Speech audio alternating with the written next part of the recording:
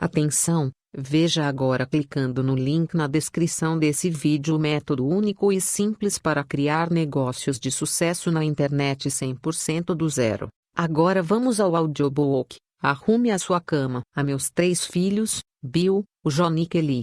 Nenhum pai poderia ter mais orgulho de seus filhos do que eu. Cada momento de minha vida se tornou melhor porque vocês estão no mundo. E para minha mulher, Georgiane, minha melhor amiga, que tornou possíveis todos os meus sonhos.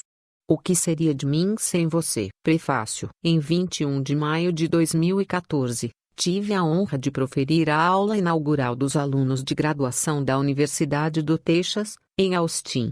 Embora essa universidade seja minha alma mater, eu estava preocupado com a possibilidade de, sendo um oficial militar cuja carreira foi definida pela guerra, não encontrar boa acolhida entre os estudantes universitários. Mas, para minha enorme surpresa, os formandos abraçaram minha fala. Percebi que as 10 lições que aprendi no treinamento das Forças Especiais da Marinha dos Estados Unidos, que eram a base de meu discurso, tinham um apelo universal. Eram simples lições que ensinam a superar os testes dos SEALs, mas que são igualmente importantes para enfrentar os desafios da vida, não importa quem você seja. Nos últimos 3 anos, tenho sido parado na rua por companheiros que me contam suas histórias, como escaparam de tubarões, porque não tocaram o sino, ou como arrumar a cama todas as manhãs os ajudou a superar tempos difíceis. Todos queriam saber como as 10 lições me inspiraram durante minha carreira. Este livro é uma tentativa de responder a isso. Cada capítulo oferece o contexto das lições individuais e traz ainda uma curta história sobre algumas pessoas que me inspiraram com sua disciplina, perseverança, honra e coragem. Espero que gostem. Capítulo 1. Comece o dia com uma tarefa feita. Se você quer mudar o mundo, comece arrumando a sua cama. Os alojamentos do campo de treinamento dos SEALs constituem um indescritível edifício de 3 andares localizado na praia de Coronado, na Califórnia, a cerca de 9 quilômetros do Oceano Pacífico. O prédio não tem ar-condicionado e à noite, com as janelas abertas, pode-se ouvir as ondas batendo contra a areia. Os dormitórios do alojamento são espartanos. No dormitório dos oficiais, onde eu dormia com 3 colegas, havia 4 camas, um armário para pendurar os uniformes e nada mais. Naquelas manhãs em que vivi no alojamento, eu pulava de minha prateleira e imediatamente iniciava o processo de arrumar a minha cama. Era a primeira tarefa do dia. Um dia que, eu sabia, seria cheio de inspeções de uniformes, longos períodos de natação, longas corridas, pistas de obstáculos e constante censura dos instrutores do SEAL. Atenção! Gritou o líder da turma, o segundo-tenente Dan Stewart, quando o instrutor entrou no dormitório. Aos pés da cama, bati um joelho contra o outro e me coloquei em posição de sentido quando um oficial se aproximou. O instrutor, inflexível e impassível, começou a inspeção checando a goma de meu cape verde para se assegurar de que aquele chapéu de 8 bicos estava crocante. Movendo-se de cima a baixo, seus olhos percorreram cada palmo do meu uniforme. Os vincos da túnica e das calças estavam alinhados. O metal do cinto brilhava como um espelho. Minhas botas estavam suficientemente polidas, de maneira que ele pudesse ver nelas o reflexo de seus dedos. Contente de verificar que eu satisfazia o alto padrão esperado de um aspirante do SEAL, ela passou a inspecionar a cama. A cama era tão simples quanto o dormitório, nada mais que uma estrutura de aço e um colchão de solteiro. O lençol de baixo cobria o colchão, e sobre ele havia outro lençol. Um cobertor cinza de lã bem esticado sob o colchão fornecia calor nas noites frias de San Diego. Um segundo cobertor estava primorosamente dobrado em forma de retângulo aos pés da cama. Um único travesseiro, feito pela Lighthouse Forte Blind, estava no alto da cama, perfeitamente alinhado com o cobertor dobrado nos pés. Esse era o padrão. Qualquer desvio nesse requisito poderia me levar a um mergulho, cair na água e depois rolar na praia até ficar coberto de areia da cabeça aos pés, o que eles chamavam de empanado de areia. Sem me mexer, eu podia ver o instrutor pelo canto do olho. Com ar de enfado, Ele olhou para a minha cama. Curvando-se, verificou os cantos dos lençóis e supervisionou o cobertor e o travesseiro para se assegurar de que estavam corretamente alinhados. Então, tirou do bolso uma moeda e atirou-a no ar várias vezes, para certificar-se de que eu sabia que o teste final estava próximo. Com o último lançamento, a moeda voou bem alto e caiu sobre o colchão com um ricochete. Pulou alguns centímetros para cima, suficientemente alto para o instrutor agarrá-la com a mão. Voltando-se para me encarar, o instrutor olhou dentro dos meus olhos e fez um aceno de cabeça. Nunca disse uma palavra. Arrumar a cama corretamente não seria motivo de elogio. Era o que se esperava de mim. Era minha primeira tarefa do dia, e executá-la bem era importante. Demonstrava disciplina. Revelava minha atenção ao detalhe e, no fim do dia, seria um lembrete de que eu havia feito uma coisa da qual poderia me orgulhar, não importa quão pequena fosse. Durante toda a minha vida na Marinha, arrumar a cama foi uma tarefa com que eu podia contar todos os dias. Como um jovem SEAL a bordo do USS Greyback, um submarino de operações especiais, eu estava alojado na enfermaria, onde as camas eram empilhadas de 4 em 4, umas em cima das outras. O velho médico da enfermaria insistia que eu arrumasse minha cama todas as manhãs. Sempre observava que, se as camas não estivessem arrumadas e o dormitório não estivesse limpo, como os marinheiros podiam esperar os melhores cuidados médicos? Como vinha a descobrir mais tarde, essa crença na limpeza e na ordem se aplicava a todos os aspectos da vida militar. 30 anos mais tarde, as Torres Gêmeas vieram abaixo em Nova York. O Pentágono foi atingido, e bravos americanos morreram em um avião que sobrevoava a Pensilvânia. Na época dos ataques, eu estava em casa, me recuperando de um grave acidente de paraquedas. Uma cama hospitalar tinha sido instalada em meu quarto e eu passava a maior parte do dia deitado, tentando me recuperar. Mais do que qualquer outra coisa, eu queria sair daquela cama. Como todos os SEALs, ansiava por estar na luta, ao lado de meus companheiros. Quando finalmente tive condições de me levantar da cama sem ajuda, a primeira coisa que fiz foi esticar bem os lençóis, ajustar a posição do travesseiro e me certificar de que a cama hospitalar parecesse apresentável para todos os que entrassem em casa. Era a minha maneira de mostrar que tinha superado o acidente e que seguiria em frente na vida. 4 semanas depois do 11 de setembro, fui transferido para a Casa Branca, onde passei os 2 anos seguintes no recém-criado Escritório de Combate ao Terrorismo. Em outubro de 2003, eu estava no Iraque, em nosso alojamento temporário no aeroporto de Bagdá. Nos primeiros meses, dormíamos em camas de campanha do exército. Apesar disso, todas as manhãs eu acordava, enrolava meu saco de dormir, arrumava o travesseiro no alto da cama e estava pronto para o dia. Em dezembro de 2003, as forças norte-americanas capturaram Saddam Hussein. Ele foi mantido em confinamento numa sala pequena e também dormia em uma cama de campanha, mas com o luxo de lençóis e um cobertor. Uma vez por dia, eu visitava Saddam para me certificar de que meus soldados estavam lhe dando o tratamento adequado. Um tanto surpreso, notei que Saddam não arrumava sua cama.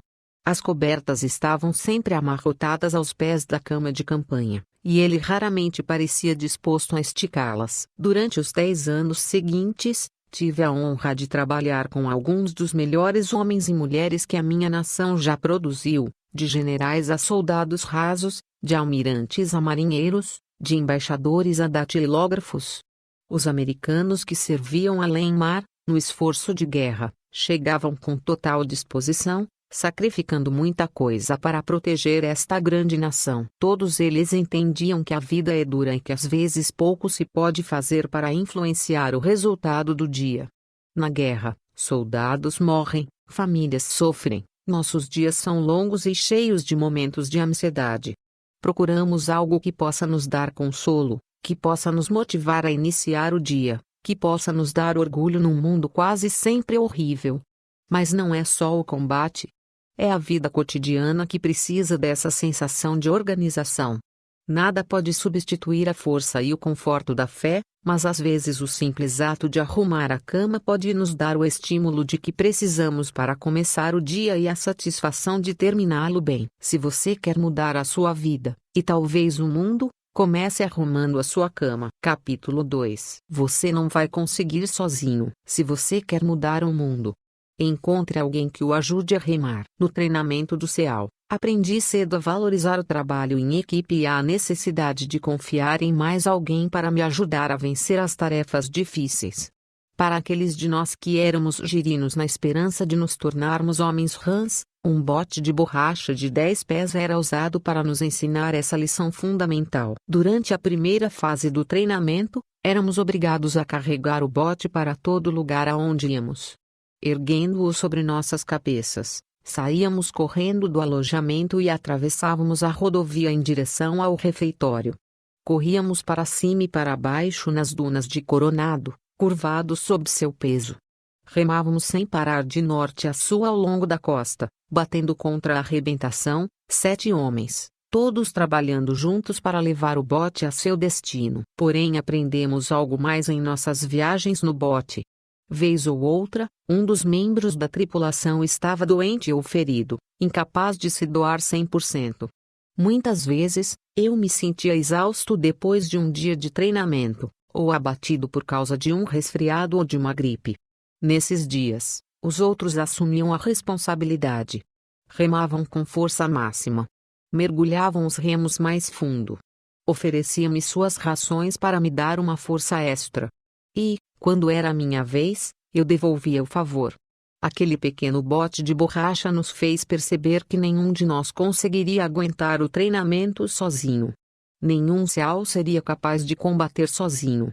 No final, todos precisamos de quem nos ajude a enfrentar as dificuldades em tempos difíceis. Nunca a necessidade de ajuda foi mais evidente para mim do que 25 anos depois, quando comandei todos os CEALs da Costa Oeste. Eu era o comodoro do Grupo ONI das Forças Navais Especiais em Coronado.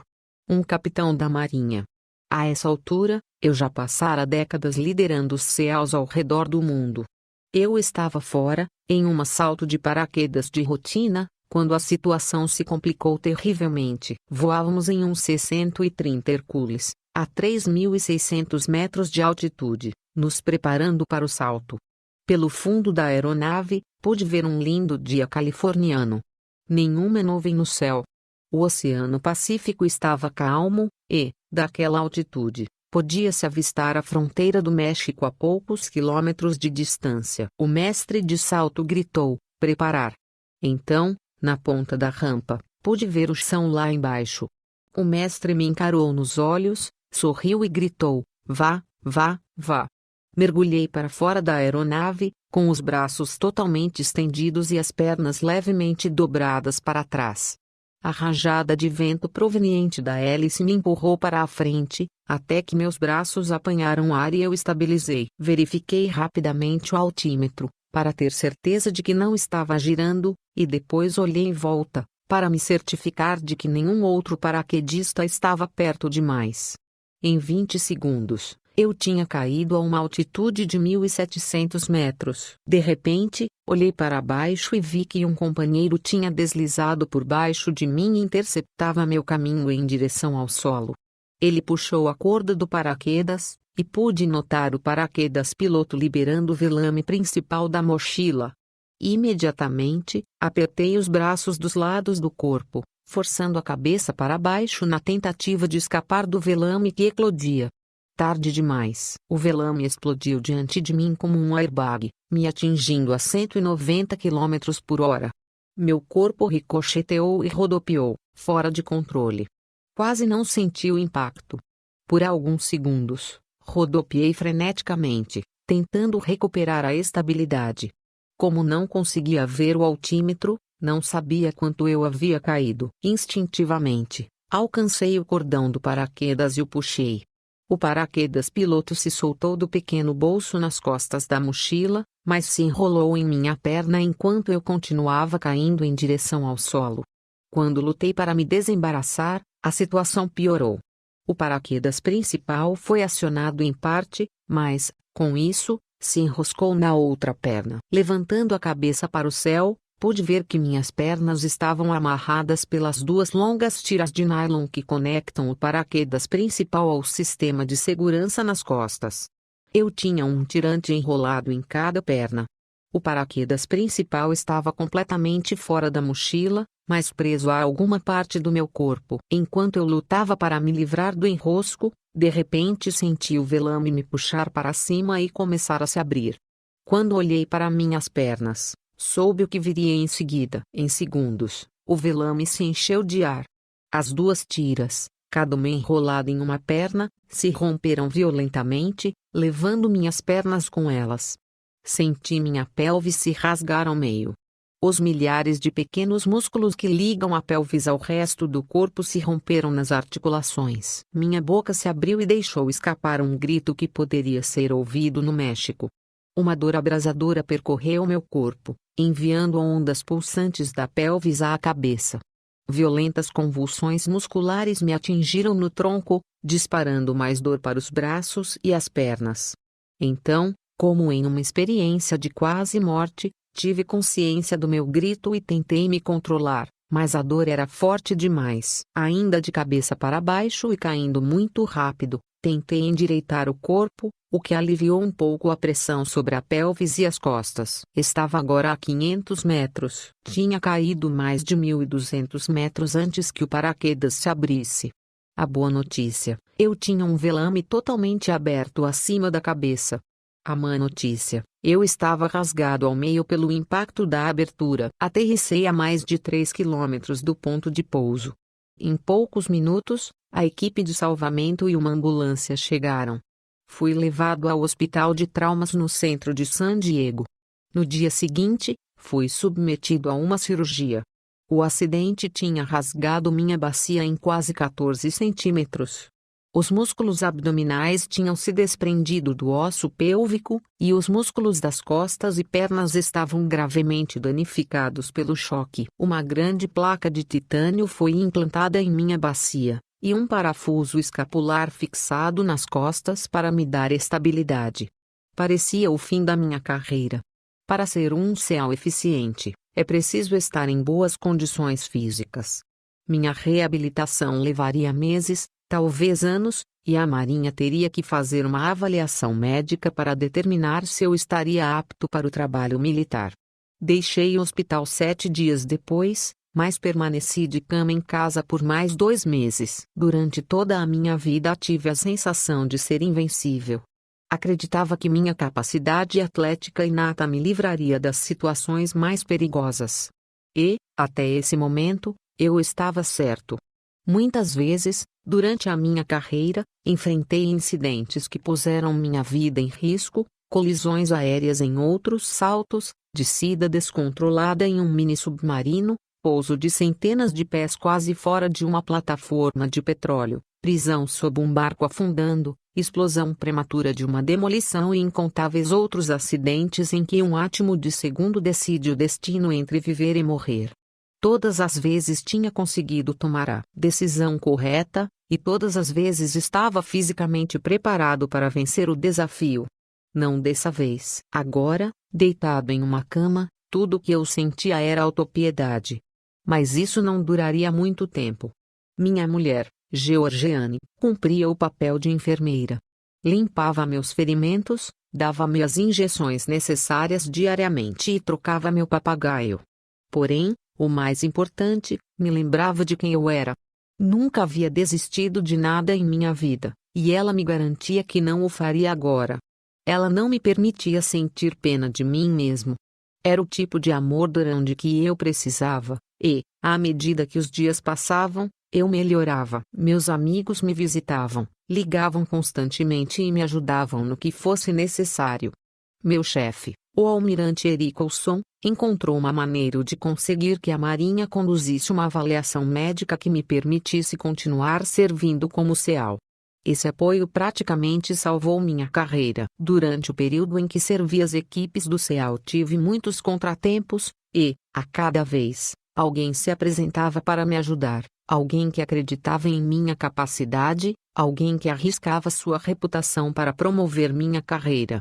Nunca esqueci essas pessoas e sei que tudo o que conquistei na vida foi com a ajuda de outros. Ninguém está livre de momentos trágicos na vida.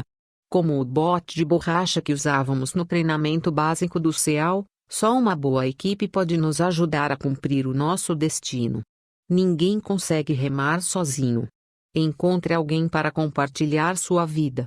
Faça tantos amigos quanto possível e nunca esqueça que seu sucesso depende de outros. Capítulo 3. Tudo o que importa é o tamanho do coração. Se você quer mudar o mundo, avalie as pessoas pelo tamanho do coração. Corri para a praia com as nadadeiras pretas de borracha sob o braço direito e a máscara na mão esquerda.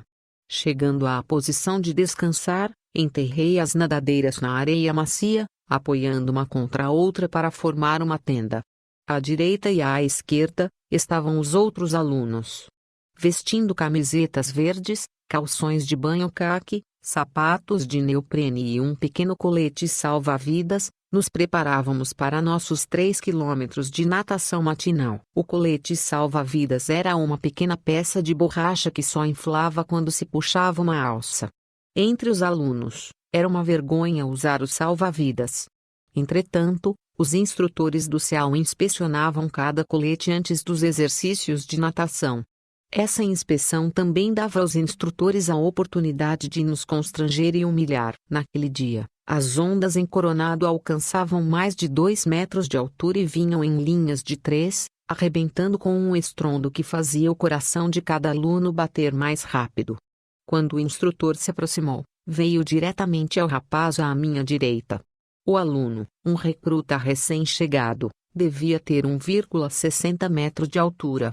O instrutor, um veterano do Vietnã muitas vezes condecorado, tinha 1,90 metros e cresceu diante do rapazinho. Depois de inspecionar o colete salva-vidas do aluno, o instrutor olhou por cima do ombro esquerdo para a arrebentação e se abaixou para pegar as nadadeiras do garoto. Segurando-as bem perto do rosto do marinheiro, disse com calma: "Você quer mesmo ser um homem rã?" O marinheiro endireitou o corpo com um ar de desafio e gritou: "Sim, instrutor, quero." "Você é um homenzinho minúsculo", disse o instrutor, balançando as nadadeiras diante do rosto do garoto. "Aquelas ondas ali poderiam partir você ao meio." Fez uma pausa e olhou para o mar.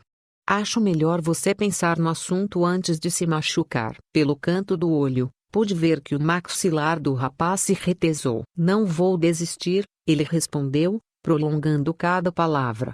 Então, o instrutor se curvou e sussurrou alguma coisa no ouvido do aluno. Não consegui distinguir as palavras acima do ruído das ondas. Depois que todos os recrutas foram inspecionados, os instrutores nos mandaram para a água e começamos a nadar. 1 hora depois, quando atravessei de volta a arrebentação, o jovem marinheiro já estava na praia. Tinha terminado o exercício entre os primeiros. Mais tarde naquele dia, chamei-o de lado e perguntei o que o instrutor tinha lhe sussurrado. "Prove que estou errado." Todo o treinamento do CEAL consistia em provar alguma coisa. Provar que tamanho não importa. Provar que cor da pele não muda nada. Provar que dinheiro não fez ninguém melhor. Provar que determinação e coragem são sempre mais importantes que talento. Tive a sorte de aprender essa lição 1 ano após o início do treinamento. Quando embarquei no ônibus municipal no centro de San Diego, estava animado com a possibilidade de visitar as instalações do Centro de Treinamento Básico do CEAL na Baía de Coronado. Eu era um aspirante de primeira classe num cruzeiro de verão como parte do Corpo de Treinamento de Oficiais de Reserva da Marinha, Naval Reserve Officers Training Corps, ROTC.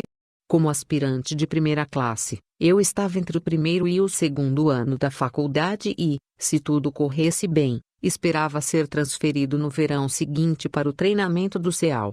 Estávamos no meio da semana e obtive permissão do meu instrutor no ROTC para me desviar do treinamento planejado a bordo de um dos navios ancorados no porto e partir para Coronado. Saltei do ônibus diante do famoso Hotel Del Coronado e caminhei cerca de 2 quilômetros até o lado da praia onde ficava a base naval anfíbia. Passei por vários edifícios da época da Guerra da Coreia que abrigavam as equipes 11 e 12 de demolição submarina. Na fachada de um prédio baixo de tijolos via-se uma placa de madeira que mostrava Fredite Froe, um grande anfíbio verde e palmípede carregando uma bomba de TNT e fumando um charuto. Era o lar dos homens Rãs da costa oeste, intrépidos guerreiros de máscara de mergulho e nadadeiras cujos ancestrais tinham varrido as praias de Iwo Jima, Tarawa, Guam e Incheon. Meu coração começou a bater um pouco mais rápido. Era onde eu queria estar em um ano. Depois que passei pelos prédios das equipes de demolição submarina, o próximo edifício pertencia ao grupo ONI do CEAL, na época uma nova geração de guerreiros da selva que tinha ganhado fama no Vietnã como alguns dos homens mais durões das Forças Armadas. Outra grande placa de madeira mostrava Samit CEAL, uma foca com uma espada na mão e uma capa preta em volta dos ombros. Como fiquei sabendo mais tarde, os homens Rãs e os CEALs eram uma coisa só. Todos os homens eram graduados no treinamento CEAL, eram todos homens Rãs de coração. Finalmente me aproximei do último prédio governamental do lado da praia onde ficava a base naval. Na fachada do edifício lia-se, Treinamento Básico de Demolição Submarina do CEAL. Ladeando a entrada principal estavam 2 instrutores cercados por jovens cadetes secundaristas. Os 2 instrutores eram muito mais altos que os estudantes. O suboficial sênior Dick Rai tinha 1,90 metro, ombros largos, cintura fina, pele bronzeada e um bigode preto em forma de lápis. Era exatamente como eu esperava que um CEAL se parecesse. Ao lado dele estava o suboficial Gênio Ence. Com mais de 1,80 metro, o Ence tinha a estrutura de um defensor de futebol americano, com bíceps imponentes e um olhar de aço que evitava que qualquer pessoa se aproximasse demais. Os cadetes foram conduzidos para dentro do edifício. Com certa apreensão, eu os segui e parei diante da recepção. Contei minha história ao jovem marinheiro que estava a postos. Eu era um aspirante da Universidade do Texas e gostaria de conversar com alguém sobre o treinamento do CEAL. O marinheiro saiu da mesa momentaneamente e voltou para me informar que o tenente Dolgo teria o prazer de falar comigo em alguns minutos. Enquanto esperava para ser chamado à sala do tenente Ut, caminhei pelo saguão, observando as imagens que adornavam as paredes. Eram fotos dos CEALs no Vietnã, rapazes emergindo do lodo profundo do delta do Mekong. Imagens de pelotões do CEAL camuflados retornando de uma missão noturna. Homens carregados de armas automáticas e cartucheiras de munição embarcando em um bote pela selva adentro. Na outra ponta do saguão, vi que um homem também olhava as fotos. Pelo traje, percebia-se que era um civil de constituição frágil e cabelos ralos e pretos a alabitos puxados atrás da orelha. Parecia estupefato diante daqueles incríveis guerreiros cujas ações estavam representadas nas fotos. Eu me perguntei se ele pensava ter o estofo necessário para ser um CEAL da Marinha. Olhando aquelas fotos, será que ele realmente se imaginava capaz de suportar o treinamento? Será que pensava que, com sua constituição física, poderia carregar uma mochila pesada e milhares de cartuchos de munição?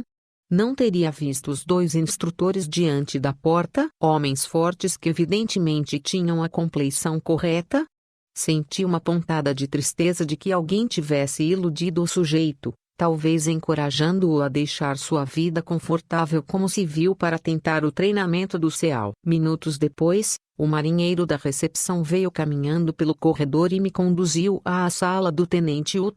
Dolgo Ut era um típico recrutador do CEAL, alto, musculoso, cabelos castanhos ondulados, parecia muito elegante no uniforme caque da Marinha. Sentei-me numa cadeira diante da mesa de Ut e conversamos sobre o treinamento do CEAL e as exigências do programa. Ut me falou de sua experiência no Vietnã e de como seria a vida se eu conseguisse me graduar no treinamento. Pelo canto do olho, eu ainda conseguia ver o homem em trajes civis, que continuava vendo as fotos expostas na parede. Como eu, ele deveria estar aguardando para ver o tenente Ut, na esperança de aprender mais sobre o treinamento. Confesso que me senti bem por ser evidentemente mais forte e mais preparado do que aquele homem que julgava ser capaz de sobreviver aos rigores do treinamento para se tornar um CEAL. No meio da conversa, o tenente Ut de repente parou de falar, levantou a cabeça e gritou para o homem que estava no saguão. Eu me levantei quando te fez sinal para que ele viesse à sua sala. Bill, este é Tommy Norris, ele disse, dando no homem magro um forte abraço. Tommy foi o último a receber a medalha de honra do SEAL por serviços prestados no Vietnã, Uta acrescentou. Norris sorriu, um tanto constrangido com a apresentação. Sorri também, apertei sua mão e ri de mim mesmo. Aquele homem aparentemente frágil, de cabelos ralos, que eu suspeitava que fosse incapaz de passar pelo treinamento, era o tenente Tom Norris. Tom Norris, que havia servido no Vietnã e que, por noites seguidas, havia ultrapassado as linhas inimigas para resgatar 2 pilotos que tinham sido abatidos. Aquele homem era Tom Norris, que, em outra missão, fora baleado no rosto por forças norte-vietnamitas e abandonado para morrer antes de ser resgatado pelo suboficial Mick Thornton, que mais tarde também recebeu a medalha de honra por essa ação. Aquele era Tom Norris, que depois de ferido lutara para ser aceito na primeira equipe de resgate de reféns do FBI. Aquele homem calmo, reservado e humilde era um dos mais valentes soldados na longa história dos SEALs. Em 1969, Tommy Norris quase foi excluído do treinamento. Disseram que ele era pequeno demais, magro demais, fraco demais. Porém, como jovem marinheiro da minha turma, Norris provou que todos estavam errados e mais uma vez mostrou que não é o tamanho das nadadeiras que contam, mas o tamanho do coração. Capítulo 4. A vida não é justa. Siga em frente. Se você quer mudar o mundo, deixe de ser um injustiçado e siga em frente. Corri até o topo da duna de areia e, sem hesitar, me atirei do outro lado, a toda velocidade, em direção ao Oceano Pacífico. Inteiramente vestido em meu uniforme, chapéu de aba curta e botas de combate, mergulhei de cabeça nas ondas que arrebentavam na praia de Coronado, na Califórnia. Quando saí da água, todo ensopado, vi o instrutor do SEAL de pé na duna. De braços cruzados e um olhar penetrante que cortava a névoa da manhã, ouvi ele gritar, você sabe o que fazer, Sr. Mack. De fato, eu sabia. Com falso entusiasmo, gritei um caloroso oiá a plenos pulmões e caí de cara na areia fofa, rolando de um lado para o outro até que nenhuma parte do uniforme ficasse limpa. Então, como se não bastasse, me sentei, enfiei as mãos fundo no chão e atirei areia no ar para garantir que ela penetrasse em cada fenda do meu corpo. Em algum ponto do treinamento físico da manhã, eu tinha cometido uma violação das regras do SEAL. Minha punição era saltar na área de arrebentação, rolar no chão e me transformar num empanado de areia. Em todo o treinamento do SEAL não tinha nada mais desconfortável do que isso. Havia muitas coisas mais dolorosas e mais exaustivas, porém ser um empanado de areia testava nossa paciência e determinação. Não só porque você passava o resto do dia com areia escorrendo pelo pescoço, debaixo dos braços e entre as pernas, mas porque tornar-se um empanado de areia era um castigo totalmente sem critério. Não tinha lógica. Você se tornava um empanado de areia por simples capricho do instrutor. Para muitos recrutas, era difícil aceitar isso. Aqueles que se esforçavam para ser os melhores esperavam ser recompensados por seu desempenho fora de série. Às vezes, até eram, e então, de novo, não eram mais. Às vezes, tudo o que recebiam por seu esforço era água e areia. Sentindo que já estava suficientemente coberto de areia, corri até o instrutor, gritei oiã novamente e me coloquei em posição de sentido. Olhando-me de cima a baixo para ver se eu cumpria seu padrão de excelência em matéria de empanado de areia, estava o tenente Philippe L. Martin, chamado pelos amigos de Moki. Eu, porém, não possuía essa intimidade. Moki Martin era o homem rã por excelência. Nascido e criado no Havaí, era tudo o que eu queria ser como oficial do SEAL. Veterano do Vietnã, dominava toda e qualquer arma do arsenal do SEAL. Era um dos melhores mergulhadores e, como havaiano nato, tinha uma habilidade na água que poucos, se é que haveria algum, seriam capazes de igualar. Sr. Mack, você tem alguma ideia de por que é um empanado de areia esta manhã? Disse Martin, de maneira calma, mas inquisitiva. Não, instrutor Martin, respondi, respeitosamente. Porque a vida não é justa, Sr. Mack, e quanto mais cedo o senhor aprender isso, melhor o senhor será. 1 ano depois, o tenente Martin e eu já tínhamos intimidade. Eu completara o treinamento do CEAL e ele fora designado para o centro de treinamento da equipe 11 de demolição submarina, em Coronado. Quanto mais eu conhecia Moki, maior era meu respeito por ele. Além de ser um excelente operador do CEAL, ele também era um atleta fenomenal. No início dos anos 1980, estava na linha de frente dos maníacos por triatlon. Tinha um lindo estilo livre de natação em mar aberto. Suas coxas e panturrilhas eram fortes e o conduziam sem esforço por grandes distâncias, mas sua maior vantagem era no ciclismo. Ele e a bicicleta pareciam ter sido feitos um para o outro. Todas as manhãs, ele montava em sua bique e pedalava 50 quilômetros pelas praias. Uma ciclovia plana corria paralela ao Oceano Pacífico e ligava a cidade de Coronado à cidade Imperial Beach. Com o mar de um lado e a baía do outro, esse era um dos mais belos trechos de praia da Califórnia. Numa manhã de sábado, bem cedo, Moki saiu para pedalar. De cabeça baixa, pedalando rápido, ele não viu uma bicicleta que vinha na direção contrária. Mais ou menos a 40 km por hora, as duas bicicletas colidiram com forte impacto, derrubando os dois homens de cara no asfalto. O primeiro ciclista conseguiu se recuperar, limpou-se do pó da estrada e, com esforço, se pôs de pé. Estava machucado, mas bem. Moki continuou deitado de cara no chão, incapaz de se mexer. Em poucos minutos, os paramédicos chegaram, imobilizaram Moki e o levaram para o hospital. A princípio, havia a esperança de que a paralisia fosse temporária, mas, com o passar dos dias, meses e anos, Moki não conseguiu recuperar o movimento de suas pernas. O acidente o deixara paralítico da cintura para baixo, com o movimento dos braços limitado. Pelos 35 anos seguintes, Moki viveu numa cadeira de rodas. Durante todos esses anos nunca ouvi dele uma queixa sobre seu infortúnio. Nem nunca ouvi perguntar, por que eu? Nunca ele demonstrou autopiedade. Na verdade, depois do acidente, Moki se tornou um talentoso pintor. Criou uma linda filha, fundou e supervisiona o Super Free Triathlon, evento realizado todos os anos em Coronado. Fácil atribuir sua sorte na vida a alguma força externa, deixar de tentar por acreditar que o destino está contra você. Faz-se pensar também que o lugar onde você foi criado, que a maneira como seus pais o trataram ou que a escola que você frequentou determinam seu futuro. Nada poderia estar mais longe da verdade.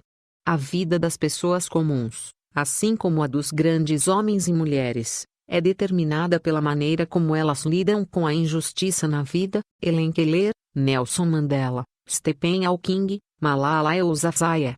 Moki Martin. Às vezes, não importa o quanto você tente, não importa que esteja entre os melhores, ainda assim você terminará como um empanado de areia. Não se queixe. Não culpe nada ou ninguém por seus problemas. Levante a cabeça, olhe para o futuro e siga em frente. Capítulo 5. O fracasso pode tornar você mais forte. Se você quer mudar o mundo, não tenha medo do circo. O mar de Coronado estava agitado, as ondas espumantes nos açoitavam o rosto enquanto nadávamos no estilo Sid Stroke, voltando para a praia. Como sempre, meu companheiro e eu lutávamos para acompanhar o resto da classe.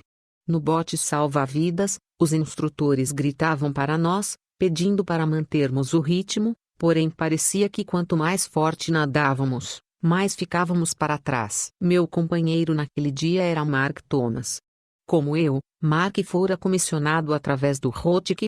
Ele era formado no Instituto Militar da Virgínia e um dos melhores nadadores de longa distância da classe. No treinamento do CEAL, seu companheiro de natação era o colega em quem você confiava e que o apoiaria em todas as circunstâncias. Era a ele que você ficava amarrado nos mergulhos. Ele era seu parceiro nos longos exercícios de natação. Ele o ajudava a estudar, mantinha-o motivado e se tornava seu maior aliado durante todo o treinamento. E, como companheiros, Se um de vocês fracassasse, ambos sofreriam as consequências. Era a maneira de os instrutores reforçarem a importância do trabalho em equipe. Quando completamos o nado e chegamos à praia, um instrutor do SEAL nos aguardava. Baixar, gritou o instrutor. Era a ordem para descer para a posição de flexões, costas retas, braços totalmente esticados, cabeça elevada. Vocês dois se consideram oficiais? Não havia por que responder. Ambos sabíamos que ele ia continuar. Oficiais do SEAL dão o exemplo. Não chegam em último lugar nos exercícios de natação. Não criam constrangimento para a classe. O instrutor caminhou à nossa volta, chutando areia na nossa cara. Não acredito que os senhores vão conseguir. Não acho que tenham o que é preciso para ser um oficial do SEAL. Puxando um caderninho preto do bolso traseiro, ele olhou para nós com repulsa e anotou alguma coisa. Vocês dois vão para a lista do circo. E balançou a cabeça. Terão sorte se conseguirem sobreviver mais uma semana. O circo. Era a última coisa que Mark e eu queríamos. O circo acontecia todas as tardes no final do treinamento. Eram mais 2 horas de exercícios de ginástica, combinados com hostilidades contínuas dos veteranos do SEAL, para os quais somente os fortes deveriam sobreviver ao treinamento. Se alguém falhasse em cumprir as tarefas do dia, ginástica, corrida de obstáculos, corrida contra o relógio ou natação tinha o nome na lista. Aos olhos dos instrutores, era um fracasso. O que fazia o circo tão temido pelos alunos não era apenas o sofrimento adicional, mas o fato de saber que no dia seguinte estaríamos exaustos dos exercícios extras e por estarmos tão cansados não conseguiríamos atingir o padrão exigido. Assim, outro circo se seguiria, e depois outro e mais outro. Era uma espiral mortal, um ciclo de fracassos que fazia muitos alunos abandonarem o treinamento. Quando os demais alunos completaram as tarefas do dia, Mark e eu, ao lado de vários outros, nos reunimos no asfalto abrasivo para iniciar outra longa sessão de ginástica. Naquele dia, como havíamos sido os últimos na natação, os instrutores tinham adaptado o circo para nós. Abdominais. Muitos e muitos abdominais combinados com movimentos de tesoura com as pernas. Exercícios concebidos para fortalecer o abdômen e as coxas, de modo a nos dar força para vencer os intermináveis exercícios de natação em mar aberto. E planejados também para arrebentar com qualquer um. O aluno se deitava de costas, com as pernas bem estendidas e as mãos atrás da cabeça. Acompanhando a contagem do instrutor, ele movia as pernas para cima e para baixo, num movimento de chute. Em nenhum momento era permitido dobrar os joelhos. Dobrar os joelhos era visto como fraqueza inadmissível em homens rãs. O circo era um castigo. Centenas de abdominais, flexões, elevações na barra e série de 8 movimentos. Quando o sol já se punha, Mark e eu mal podíamos nos mexer. O fracasso tinha um preço. O dia seguinte trouxe mais ginástica, outra corrida de obstáculos, outro exercício de natação e, infelizmente, outro circo. Mais flexões, mais elevações e muitos outros abdominais. Porém, à medida que os circos prosseguiam, uma coisa interessante aconteceu.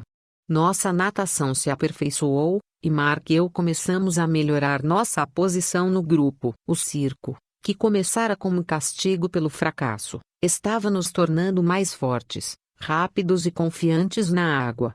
Enquanto outros alunos abandonavam o treinamento, incapazes de lidar com um eventual fracasso e o sofrimento que ele provocava, Mark e eu estávamos determinados a não permitir que o circo nos derrotasse. O fim do treinamento do SEAL era marcado por um último exercício de natação em mar aberto por 8 quilômetros na costa da ilha de San Clemente.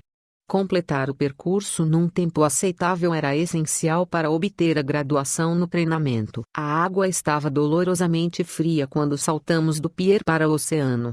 15 duplas de nadadores caíram na água e iniciaram o longo percurso pela pequena baía e sobre os leitos de algas marinhas. Após cerca de 2 horas, as duplas estavam tão afastadas umas das outras que ninguém conseguia saber sua posição exata. Depois de 4 horas na água, com os membros dormentes, Exaustos, à beira de uma hipotermia, Mark Thomas e eu chegamos à praia. O instrutor nos esperava depois da arrebentação. Baixar, ele gritou. Meus pés e minhas mãos estavam tão gelados que eu não conseguia sentir a areia. Com a cabeça lutando para se manter ereta, eu só conseguia ver as botas do instrutor que caminhava ao nosso redor. Mais uma vez os senhores criaram constrangimento para a classe. Outro par de botas entrou no meu campo de visão, e mais outro. Os senhores fizeram todos os colegas parecerem péssimos. Ele fez uma pausa. Recuperem-se, senhores. Quando Mark e eu nos levantamos e olhamos em volta, percebemos que éramos a primeira dupla a chegar. Os senhores envergonharam todos eles. O instrutor sorriu. Ainda nem se avista a segunda dupla. Mark e eu nos voltamos para olhar o mar. Era verdade, ninguém à vista. Muito bem, senhores. Parece que todo o sofrimento valeu a pena. O instrutor fez uma pausa, deu um passo à frente e nos apertou as mãos. Será uma honra servir com os senhores. Tínhamos conseguido. O longo exercício de natação era a última prova do treinamento. Alguns dias mais tarde, Mark e eu nos formamos. Mark teve uma carreira notável no CEAL e continuamos amigos até hoje. Vamos enfrentar muitos circos na vida. Pagaremos por nossos fracassos. Mas, se perseverarmos, se deixarmos que esses fracassos nos ensinem e nos fortaleçam, estaremos preparados para enfrentar os momentos mais difíceis. Em julho de 1983, tive um desses momentos. A postos, diante do comandante, pensei que minha carreira como membro do CEAL tinha terminado. Acabara de ser exonerado do meu posto, expulso por tentar mudar a maneira como minha esquadra era organizada, treinada e conduzia suas missões. A organização contava com excelentes oficiais e marinheiros, alguns dos combatentes mais profissionais com os quais eu já trabalhara. Entretanto, grande parte da cultura ainda estava enraizada na era do Vietnã, e achei que era hora de mudar. Como vim a descobrir, a mudança nunca é fácil, particularmente para quem está no comando. Felizmente, embora tivesse sido dispensado, meu oficial comandante permitiu que eu me transferisse para outra equipe do CEAL, mas minha reputação como oficial estava gravemente abalada.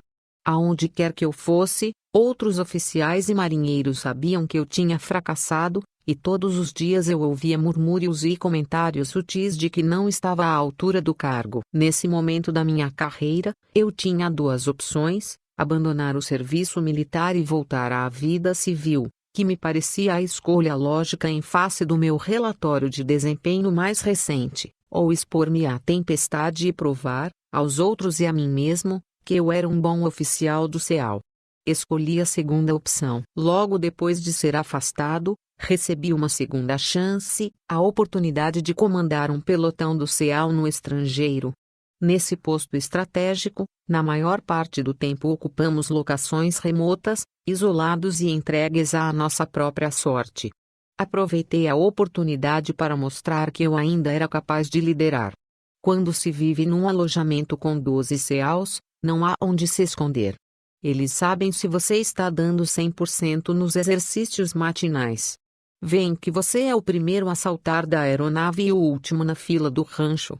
Observam como você limpa sua arma, verifica o rádio, lê o informe da inteligência e dá suas instruções para as missões.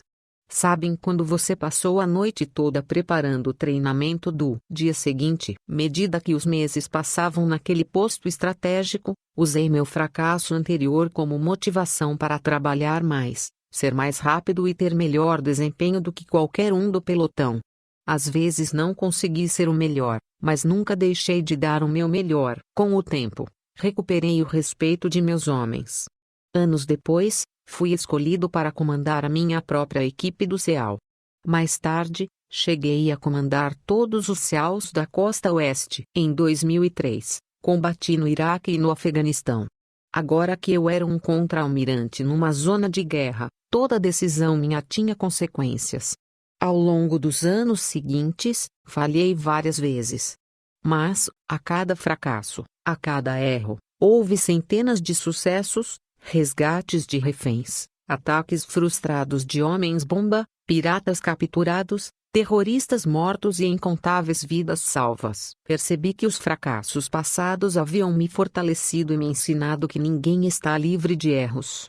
Verdadeiros líderes precisam aprender com os seus fracassos, usar as lições como motivação e não ter medo de tentar novamente ou de tomar a próxima decisão difícil. Não se pode evitar o circo.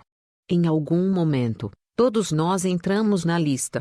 Não tenham medo do circo. Capítulo 6. Você precisa ousar mais, se você quer mudar o mundo.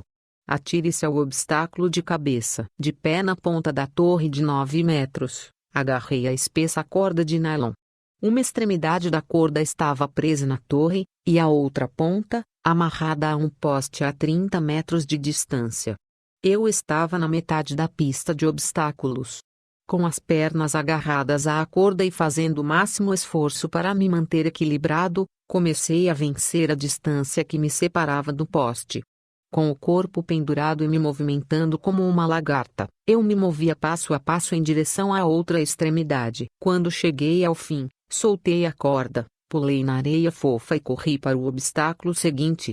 Os outros alunos da classe soltavam gritos de estímulo, mas eu só ouvia o instrutor contando os minutos. Com meu estilo gambá, que era muito lento, eu tinha perdido muito tempo naquele obstáculo chamado de deslizar pela vida. Não conseguia deslizar por cima da corda, com a cabeça à frente. Era um método muito mais rápido, contudo também mais arriscado. A estabilidade é menor quando você se arrasta por cima da corda em vez de se pendurar por baixo dela.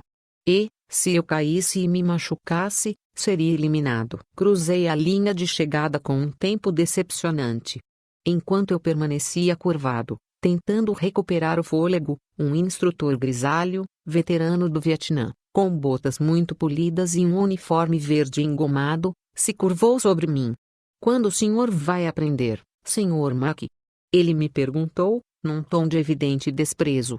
"Esta pista de obstáculos vai derrotá-lo sempre, a menos que comece a correr certos riscos." Uma semana depois, pus o medo de lado, agarrei a corda e me atirei de barriga, com a cabeça à frente.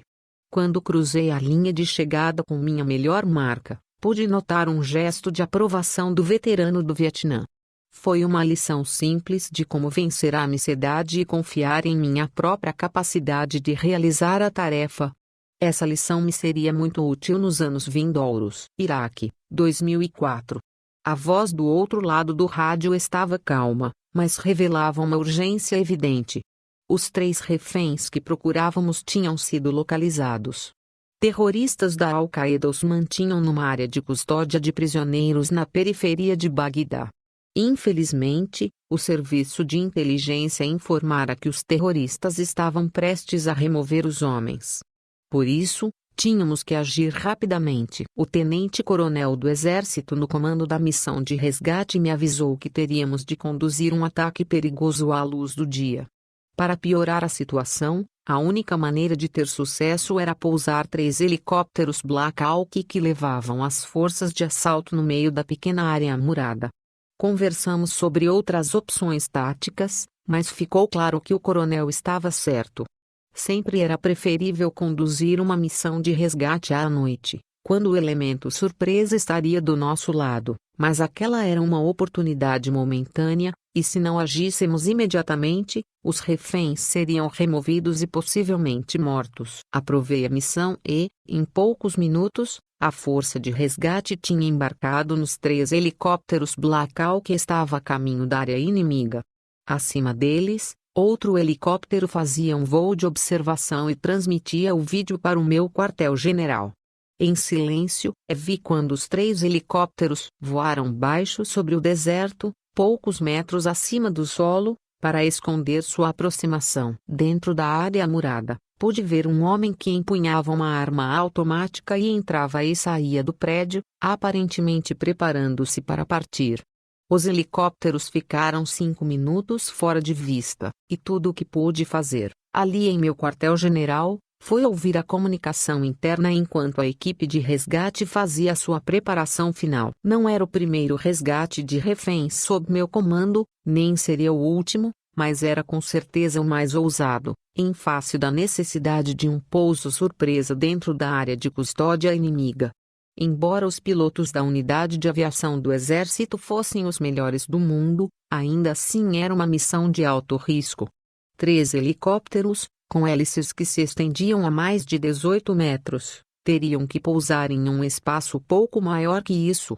O que criava ainda mais dificuldade era um muro de tijolos de 2,5 metros de altura que cercava a área de custódia, o que obrigava os pilotos a alterar dramaticamente seu ângulo de aproximação. Seria um pouso difícil, e pelo rádio eu podia ouvir a equipe de resgate se preparando para o desafio. Pelo vídeo de inspeção, pude ver a aproximação final dos helicópteros. O primeiro voou baixo e o direto e, assim que passou pelo muro, aterrissou no pequeno pátio. Imediatamente, a equipe de resgate saiu do blackout e correu para o prédio. O segundo helicóptero veio logo atrás e pousou a poucos metros do companheiro. A corrente descendente provocada pelas hélices levantou uma nuvem de poeira em toda a área. Quando o terceiro helicóptero se aproximou, uma gigantesca nuvem de pó cegou temporariamente o piloto.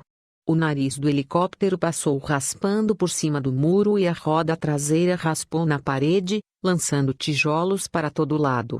Sem espaço, o piloto jogou a aeronave contra o solo com um baque, mas ninguém se feriu. Minutos depois, recebi a notícia de que todos os reféns estavam bem.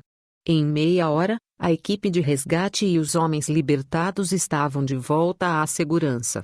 A aposta valera a pena. Ao longo da década seguinte, percebi que correr riscos era comum em nossas operações de forças especiais.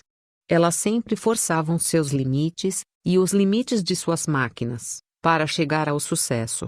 De certa maneira, era isso que as diferenciava de todas as outras. Entretanto, ao contrário do que viam os observadores externos, o risco era geralmente calculado e bem planejado. Mesmo que fosse espontâneo, os operadores conheciam seus limites, mas acreditavam em si mesmos a ponto de tentar. Em toda a minha carreira, sempre tive o maior respeito pelo Serviço Aéreo Especial Britânico, o famoso Sr. Azul lema do SAS era quem ousa vence. Um lema tão admirado, que momentos antes do ataque a Osama Bin Laden, meu subtenente Chris Faris citou a frase aos SEALs que se preparavam para a missão. Para mim, o lema não se referia apenas à maneira como as forças especiais britânicas operavam como unidade, dizia mais a respeito de como cada um de nós deve se conduzir na vida. A vida é uma luta, e a possibilidade de fracasso está sempre presente, mas os que vivem com medo do fracasso, do sofrimento ou da vergonha nunca conquistarão seu pleno potencial. Sem forçar seus limites, sem vez ou outra se lançar sobre um obstáculo de cabeça, sem ousar, você nunca saberá o que seria verdadeiramente possível em sua vida. Capítulo 7. Enfrente os tiranos. Se você quer mudar o mundo, não fuja dos tubarões. O mar da ilha de San Clemente estava agitado e frio quando começamos nossos 6,5 quilômetros de natação noturna. Meu companheiro Mark Thomas espelhava minhas braçadas uma a uma. Usando apenas a parte de cima do traje de mergulho, máscara e um par de nadadeiras, nadávamos com esforço contra a corrente que nos empurrava para o sul, ao redor da pequena península. As luzes da base naval de onde tínhamos partido começaram a desvanecer à medida que entramos em mar aberto. Em uma hora estávamos a cerca de 2 quilômetros da praia e aparentemente sozinhos na água. Se havia alguém nadando à nossa volta, estava encoberto pela escuridão. Eu podia ver os olhos de Mark através do vidro da máscara. Sua expressão devia refletir a minha. Nós dois sabíamos que as águas de San Clemente estavam cheias de tubarões. E não eram simples tubarões, mas grandes tubarões brancos, os maiores e mais agressivos devoradores de homens do oceano. Antes de nossa partida, os instrutores do SEAL nos deram uma prévia das ameaças que poderíamos encontrar naquela noite. Havia tubarões leopardos, tubarões sombreiros, tubarões martelos, porém o mais temido era o grande tubarão branco. Era um tanto inquietante estar sozinho à noite, No meio do oceano, sabendo que, espreitando sob a superfície, estava uma criatura pré-histórica à espera de me partir ao meio. Mas nós dois queríamos tanto ser céus que nada naquela noite iria nos deter. Se tivéssemos que lutar contra tubarões, estávamos preparados. Nosso objetivo, que eu considerava honrado e nobre, nos dava coragem, uma qualidade notável. Nada nem ninguém poderia impedir nosso caminho. Sem coragem, outros o definiriam por nós. Sem ela, estaríamos à mercê das tentações da vida. Sem ela, os homens seriam governados por tiranos e déspotas. Sem ela, nenhuma grande sociedade poderia florescer. Sem coragem, os tiranos dominariam o mundo. Com ela, podemos conquistar qualquer objetivo. Com coragem, podemos desafiar e derrotar o mal. Saddam Hussein, ex-presidente do Iraque, estava sentado na ponta de um catre do exército, vestindo apenas um macacão laranja. Tendo sido capturado pelas forças norte-americanas 24 horas antes, era agora prisioneiro dos Estados Unidos. Quando abri a porta para os novos chefes do governo do Iraque, Saddam permaneceu sentado. Um sorriso sarcástico passou por seu rosto, e não se via sinal de remorso ou submissão em sua atitude. Imediatamente, os 4 líderes iraquianos começaram a gritar com Saddam, mas a uma distância segura.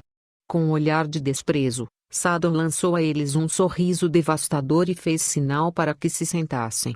Temendo ainda o antigo ditador, cada um deles pegou uma cadeira dobrável e se sentou. Os gritos e as acusações continuaram, mas lentamente foram diminuindo quando o ditador começou a falar. No governo de Saddam Hussein, o partido Baath fora responsável pela morte de milhares de xiitas e dezenas de milhares de curdos. Saddam havia assassinado pessoalmente alguns de seus próprios generais, que ele julgou desleais. Embora eu estivesse convencido de que Saddam jamais voltaria a ser uma ameaça para os outros homens presentes, os líderes iraquianos não tinham certeza disso. O medo em seus olhos era evidente. Aquele homem, o açougueiro de Bagdá, tinha aterrorizado toda uma nação durante décadas. O culto à personalidade lhe garantira seguidores da pior espécie. Seus seguidores tinham brutalizado inocentes e obrigado milhares de pessoas a fugir do país. Ninguém no Iraque mostrara coragem de desafiar o tirano. Eu não tinha dúvida de que aqueles novos líderes ainda temiam o que Saddam fosse capaz de fazer, mesmo atrás das grades. Se o propósito da reunião era mostrar a Saddam que ele não tinha mais poder, estava sendo um fracasso. Naqueles breves momentos, Saddam conseguira intimidar e assustar a nova liderança governamental. Parecia mais confiante do que nunca. Quando os líderes saíram, instruí meus guardas a isolar o ex-presidente numa pequena sala.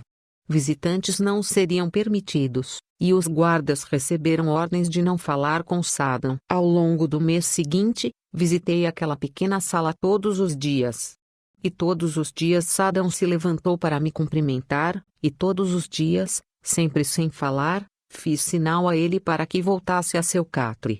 A mensagem era clara. Ele não era mais importante. Não podia mais intimidar os que o cercavam. Não podia mais incutir medo em seus subalternos. O palácio resplandecente não existia mais. Tampouco as criadas, os servidores, os generais. Acabara-se o poder. A arrogância e a opressão que definiram seu governo tinham chegado ao fim.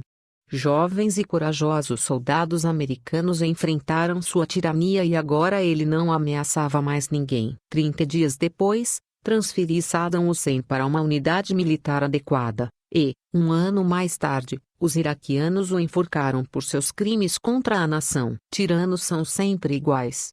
Não importa onde estejam, no pátio da escola, no local de trabalho ou governando um país por meio do terror. Eles prosperam onde há medo e intimidação. Extraem sua força dos tímidos e fracos. São como tubarões que sentem o medo na água.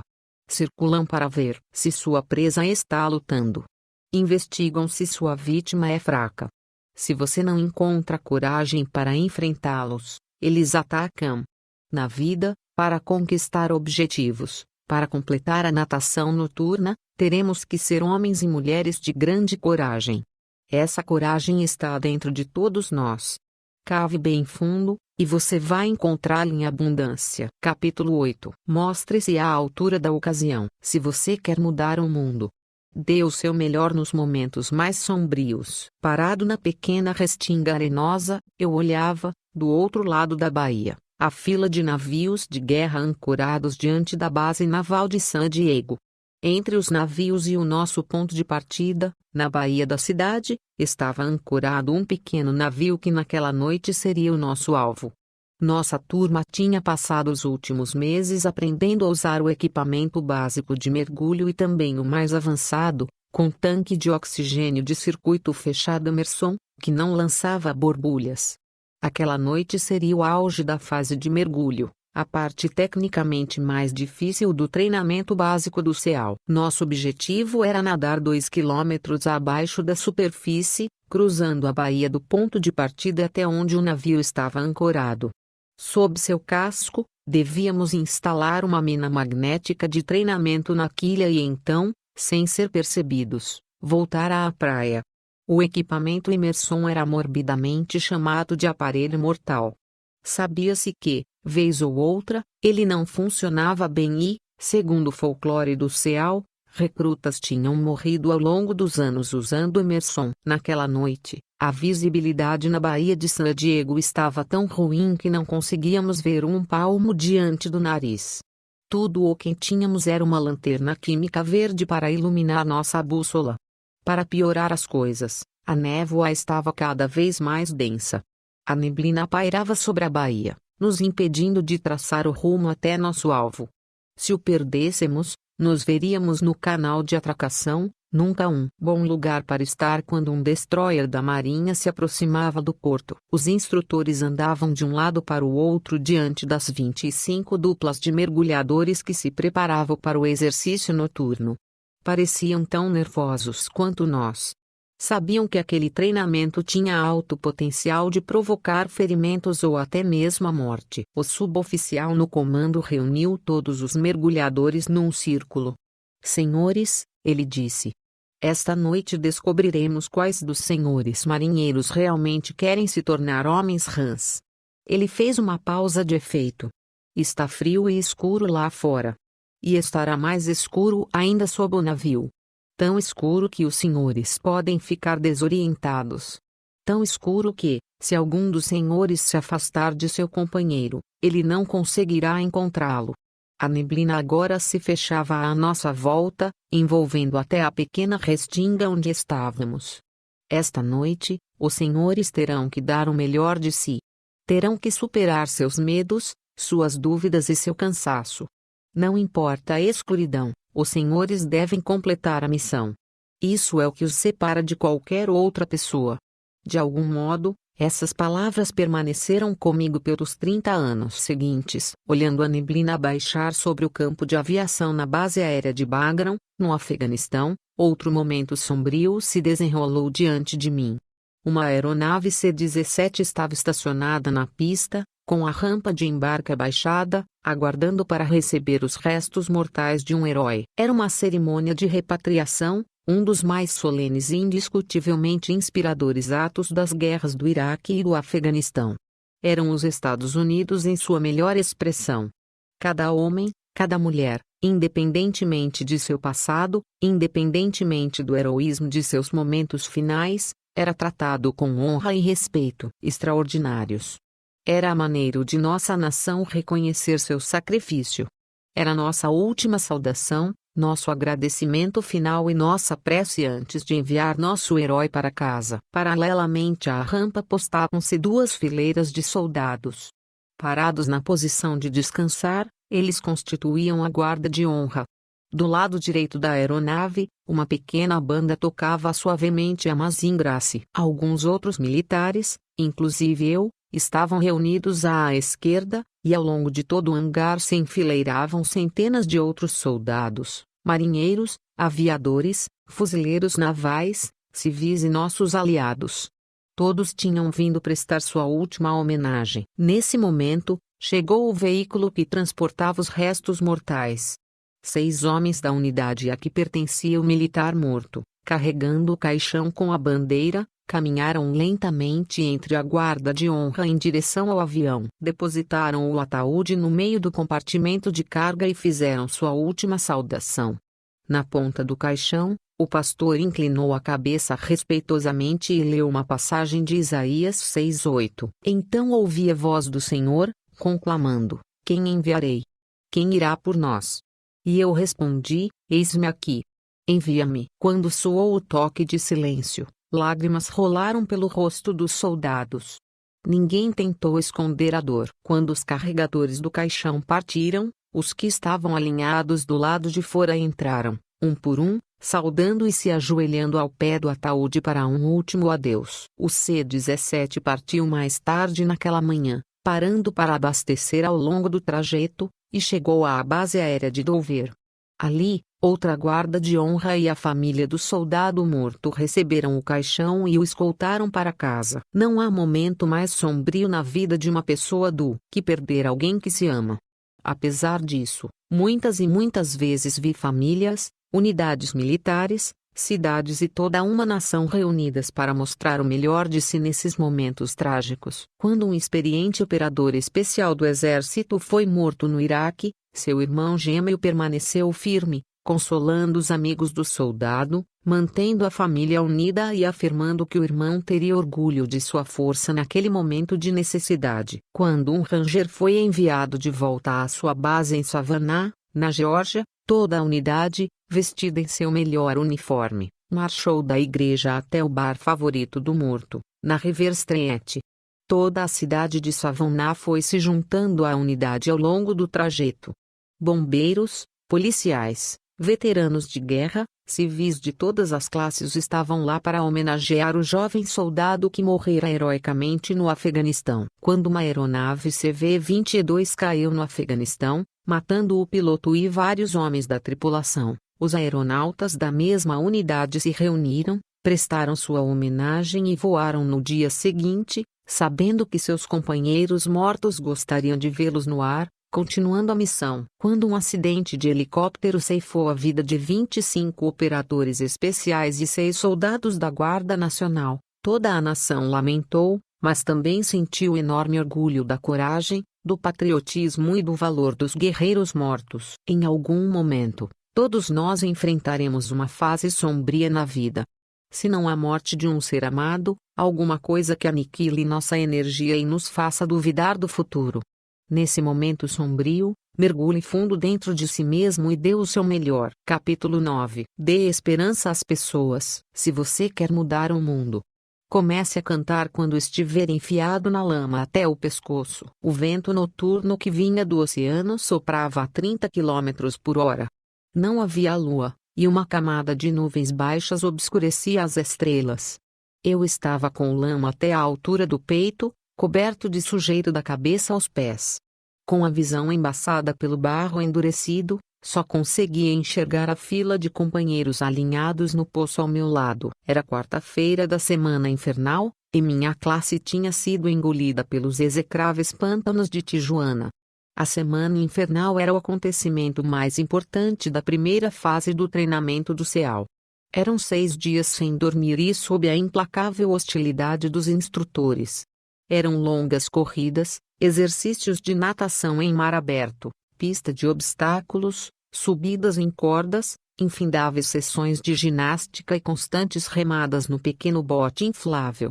O objetivo da semana infernal era eliminar os fracos, aqueles que não eram suficientemente competitivos e resistentes para merecer um lugar entre os CEALs. Estatisticamente, mais alunos abandonavam o treinamento durante a semana infernal do que em qualquer outra fase, e o pântano era a parte mais difícil da semana. Localizado entre o sul de San Diego e o México, o pântano era uma região baixa onde a drenagem do San Diego criava uma grande faixa de terreno pantanoso e profundo que tinha consistência de barro úmido. No início daquela tarde, nossa classe tinha remado em seus botes de borracha de Coronado até o pântano. Assim que chegamos, recebemos ordem de entrar no pântano e iniciamos uma série de corridas e competições individuais organizadas para nos manter com frio, molhados e miseráveis. A lama se grudava em toda a parte do corpo. Era tão densa que se mover por ela exauria nossas forças e punha à prova nossa vontade de prosseguir. As atividades duravam horas. No fim da tarde, mal conseguíamos nos mexer com o frio de gelar os ossos e o cansaço. Quando o sol se punha, a temperatura declinava, a velocidade do vento aumentava e tudo parecia ainda mais difícil. A moral caía rapidamente. Ainda estávamos na quarta-feira e sabíamos que mais 3 dias de dor e exaustão nos aguardavam. Era o momento da verdade para muitos alunos.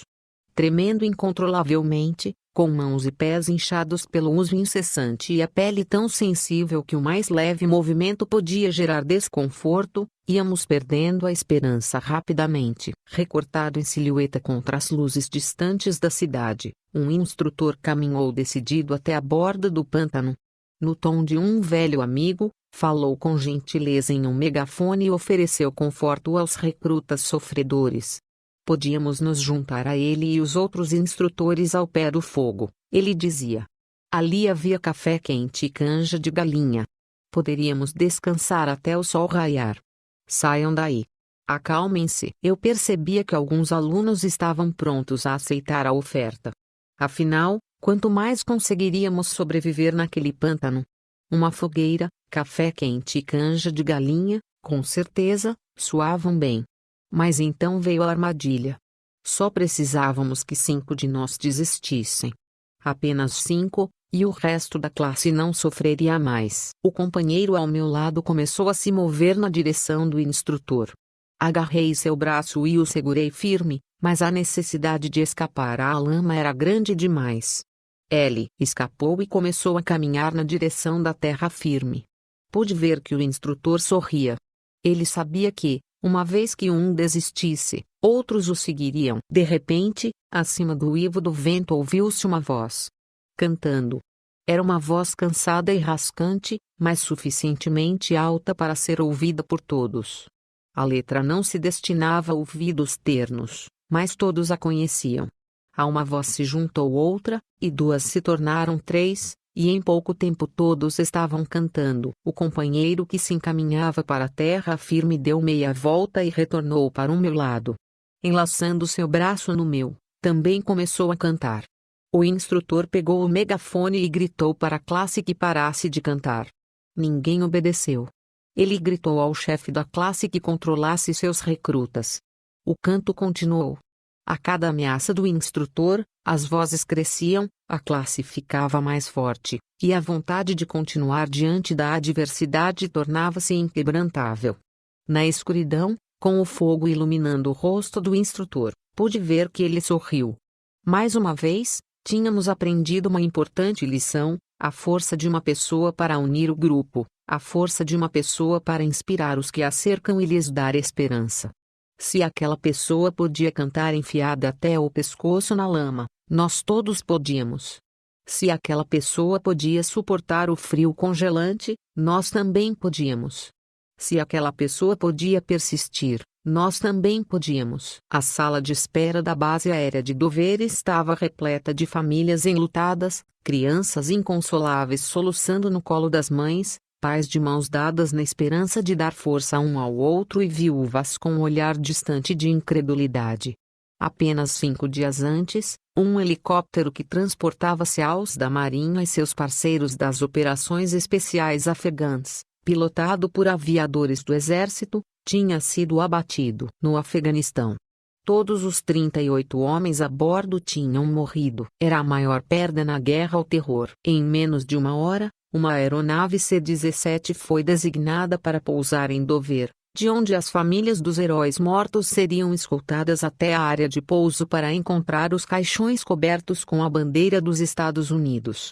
Mas enquanto as famílias aguardavam, o presidente dos Estados Unidos, o secretário da Defesa, seus comandados e chefes militares entraram na sala de espera para prestar homenagem e dar conforto aos familiares dos mortos. Eu já tinha comparecido a dezenas de serviços fúnebres de soldados mortos. Nunca foi fácil, e eu sempre me perguntava se minhas palavras de consolo fariam alguma diferença para aqueles que tinham perdido seus entes queridos, ou se o choque da perda tornaria tudo o que eu pudesse dizer incompreensível. Quando eu e minha mulher, Georgiane. Começamos a falar com as famílias, eu me esforçava para encontrar as palavras certas. Como criar empatia verdadeira com sua dor. Como lhes dizer que o sacrifício do filho, marido, pai, irmão ou amigo valerá a pena. Fiz o que pude para confortar cada um. Abracei-os. Rezei com eles. Tentei me manter forte por eles, mas sabia que minhas palavras não eram capazes de aliviar a dor. Então, enquanto estava de joelhos ao lado de uma mulher idosa, notei que a família ali perto de mim conversava com o tenente-general Johnny Kelly, assessor militar do secretário da Defesa. Kelly era um homem alto, magro, com os cabelos grisalhos curtos e vestia um imaculado uniforme dos fuzileiros navais. A família estava em volta dele, e pude sentir que suas palavras de simpatia e encorajamento diante da tragédia causavam um efeito profundo sobre os desconsolados pais e seus filhos. Ele sorria e eles sorriam. Ele os abraçava e eles o abraçavam de volta. Ele estendia a mão e eles a agarravam com força. Depois de abraçar as famílias uma última vez e agradecer a elas por seu sacrifício, Kelly passava ao próximo grupo de tristes sobreviventes. Durante a hora seguinte, Johnny Kelly tocou quase todas as famílias na sala. Mais do que as de qualquer outro visitante naquele dia, as palavras de Kelly reverberaram em cada pai, esposa, irmão e irmã ou amigo. Eram palavras de compreensão. Eram palavras de compaixão e, acima de tudo, de esperança. Só Johnny Kelly podia fazer a diferença naquele dia. Só Johnny Kelly podia ter-lhes dado esperança, porque só Johnny Kelly sabia o que era perder um filho em combate. O primeiro-tenente Robert Kelly fora morto no Afeganistão em 2010 quando servia o 3º Batalhão do 5º Regimento dos Fuzileiros Navais. O general Kelly e sua família tinham enfrentado a mesma tragédia com que as famílias se defrontavam em Dover naquele dia. Mas a família Kelly sobrevivera. Tinha resistido à dor, à angústia e ao inconsolável sentimento de perda. Vendo naquele dia, senti que ele também me deu força. Quando se perde um soldado, a verdade é que choramos por sua família, mas também tememos que o mesmo destino se abata sobre nós. Nos perguntamos se poderíamos sobreviver à perda de um filho. Ou se nossa família seria capaz de seguir em frente sem nós. Rezamos para que Deus tenha misericórdia e não jogue sobre nossos ombros esse fardo inimaginável. Nos 3 anos seguintes, Johnny Kelly e eu nos tornamos amigos íntimos. Ele era um oficial notável, um excelente marido para sua mulher, Karen, e um pai amoroso para sua filha, Katy, e seu primogênito, major dos fuzileiros navais Johnny Kelly. Porém, mais do que isso, sem saber, Johnny Kelly deu esperança a todos os que o cercavam. Esperança de que, nos piores momentos, podemos vencer a dor, a decepção, a agonia, e sermos fortes. De que temos dentro de nós a capacidade de prosseguir não apenas para sobreviver, mas também para inspirar outras pessoas. A esperança é a força mais poderosa do universo. Com esperança podemos inspirar nações a atingir sua grandeza. Com esperança podemos ajudar os oprimidos a se levantar. Com esperança podemos aliviar a dor da perda insuportável. Às vezes, tudo o que é preciso é uma pessoa que faça a diferença. Algum dia, qualquer um de nós se verá enfiado na lama até o pescoço. É o momento de cantar alto, de sorrir francamente, de animar os que nos cercam e lhes dar esperança de que o amanhã será um dia melhor. Capítulo 10. Nunca, jamais, desista. Se você quer mudar o mundo, nunca, jamais, toque o sino. Eu estava parado, em posição de sentido, com outros 150 alunos no primeiro dia do meu treinamento no CEAL. O instrutor, vestido com shorts caqui, camiseta azul e dourada e botas de combate, atravessou o grande pátio asfaltado até um sino de metal pendurado à vista de todos os recrutas. Senhores, ele começou. Hoje é o primeiro dia do treinamento do CEAL.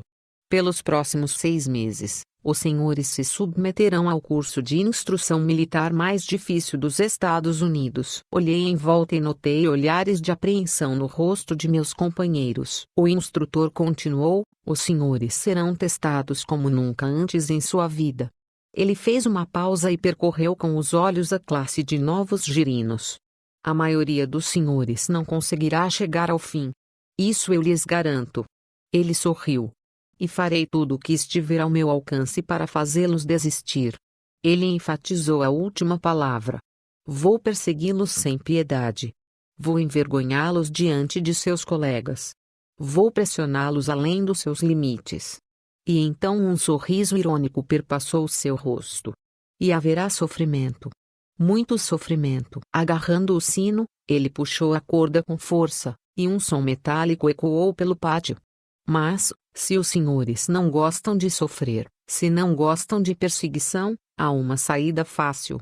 Ele puxou a corda novamente e outra onda de um som metálico profundo reverberou nos edifícios.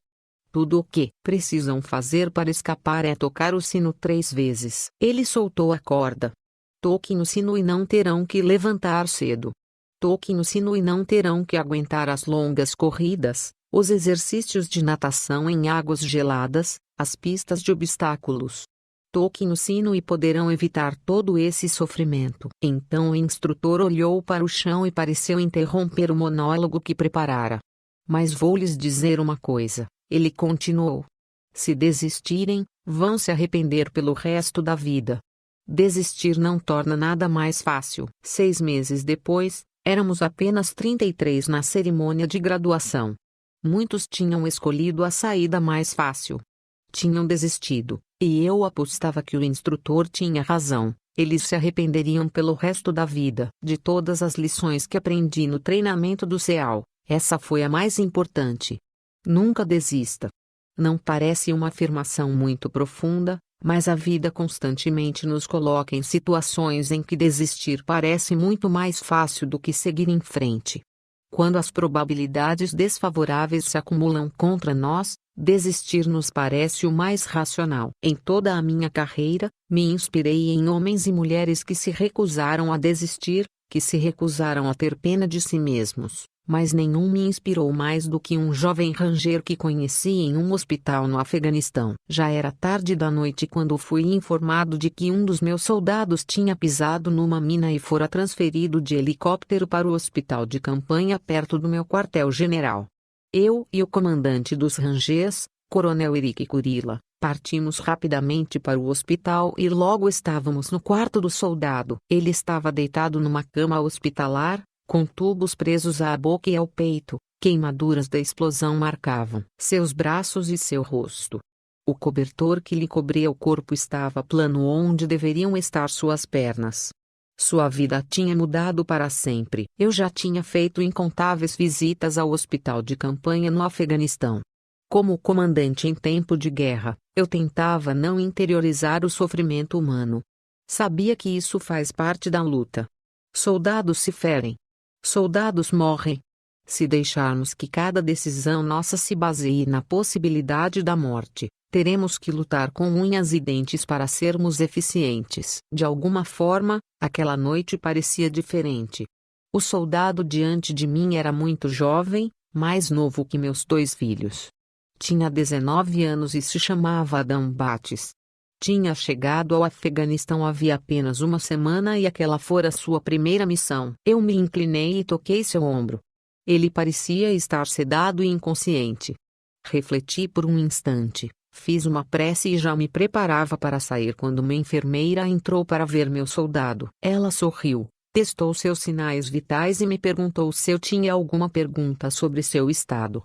Informou-me que ele tivera as 2 pernas amputadas e tinha graves queimaduras, mas que sua chance de sobrevivência era boa. Agradeci a ela o cuidado que dispensava ao soldado Bates e lhe disse que voltaria quando ele estivesse consciente. Oh, ele está consciente, ela disse. Na verdade, seria bom o senhor falar com ele. Gentilmente, ela sacudiu o jovem ranger, que abriu ligeiramente os olhos e percebeu a minha presença. Ele não pode falar, disse a enfermeira. Mas, como sua mãe era surda, ele conhece a linguagem de sinais. A enfermeira me estendeu uma folha de papel com vários símbolos da linguagem de sinais. Falei por 1 minuto, tentando encontrar forças para dizer a coisa certa. O que dizer a um jovem que tinha perdido as 2 pernas servindo seu país? Como fazê-lo se sentir melhor sobre seu futuro. Com o rosto inchado pela explosão, os olhos quase imperceptíveis em meio à vermelhidão e as bandagens, Bates me encarou por um instante. Deve ter percebido a piedade em minha expressão. Erguendo a mão, começou a fazer sinais. Olhei cada símbolo na folha de papel que tinha diante de mim. Lenta e dolorosamente, ele sinalizou: vou ficar bem.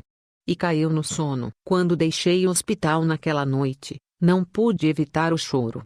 De centenas de homens com os quais eu conversara no hospital, nenhum nunca se queixou. Nunca.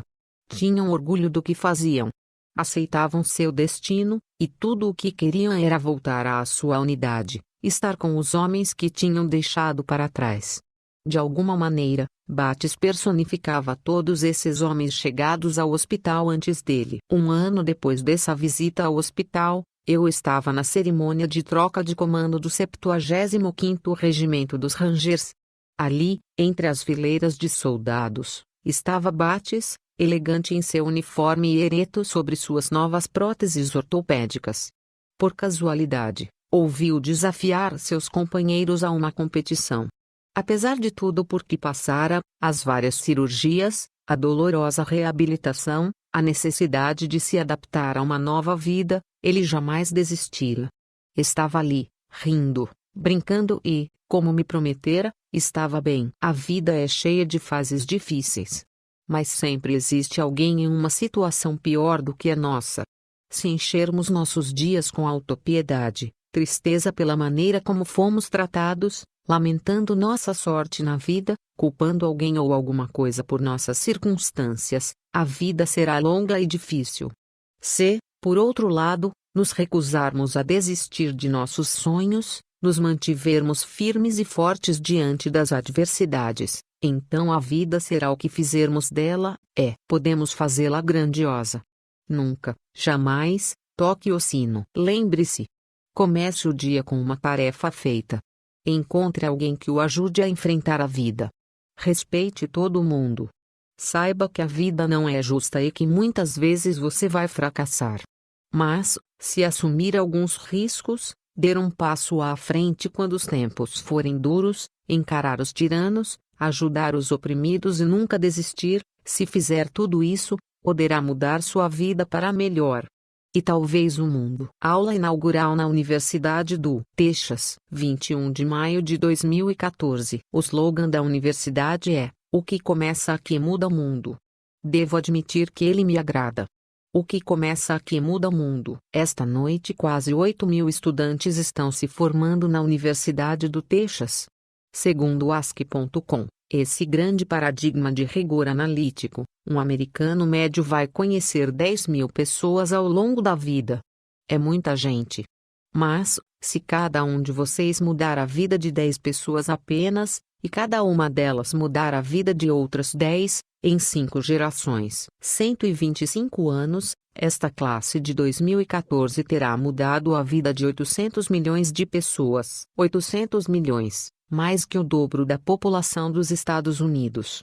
Uma geração mais e será possível mudar toda a população do mundo, 8 bilhões de pessoas. Se vocês pensam que é difícil mudar a vida de 10 pessoas, mudá-las para sempre, estão errados. Vi isso acontecer todos os dias no Iraque e no Afeganistão.